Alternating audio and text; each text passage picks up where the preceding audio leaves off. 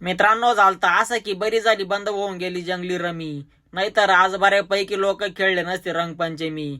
माऊ बोलली एवढे कलर काल घेतले म्हणे तुम्ही. तिला म्हणलं तू खेळायला लागली हेच पडतील आपल्याला कमी. घरी गेल्यानंतर माऊ डायरेक्ट माझ्या मागच कलर घेऊन लागली. मग मस्त पैकी रंग खेळलो आम्ही. हा एक पण दाखीत होता खूपच खुमखुमी. चला रे याला फोपाट्यामध्ये घ्या, 2-3 गोणे कलर आणले, काही फोपाटा टाकू मिक्स करून. पाणी दे. शिकार पंप चालेल का? याला फोपाट घ्यावा लागल.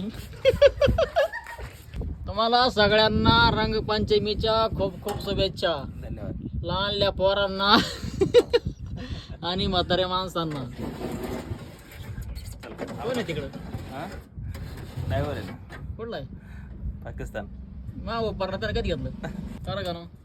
डेकळा वाळवून दगडा सारखे कडक होऊन जायले. रोटरी काय दम धरीना. घेऊ म्हणलं आता मस्त पैकी फनवून. ट्रॅक्टरवाला डायरेक्ट पुढं घालून आणलं. त्याला म्हणलं दे पटापटा हाणून. तो पण खाऊन पिऊन आला होता. मग त्यानं 2 एकर वावर अर्धा तासामध्येच मारलं ताणून. तुम्ही माणसाला उन्हाळ्यामध्ये कावर फनू राहिले, पण आपल्याकडे दगड याचायला मशीन येणार आहे म्हणून दगड मोकळे करून ठेवले, म्हणजे तो येचून घेईल छानून. मशीन जवळ येईल तर या वावरातले पण दगड गोळा करून घेऊ म्हणलं, पण त्याच्यामध्ये आहे खूप मोठे मोठे डेकळं. आपला फोरड पण बऱ्याच दिवसापासून आराम करीत होता. मग तात्यानं त्याला पोल बांधला. त्याचं पण अंग झालं मस्त पैकी मोकळं. तंत्रज्ञान पण खूपच पुढे जाऊ राहिलं. आता आपल्याला नाही राहिलं काहीच घोर. शक्यतो आता पोकल्यांनाच मारले जातील बोर. मग हे मशीन कसं बनवलंय खालून वरून पाच चाललं होतं हे पोर. अंधार पडायच्या आत घरी निघून यावं लागत, नाहीतर रस्त्यात भेटत असते चोर. चला धन्यवाद.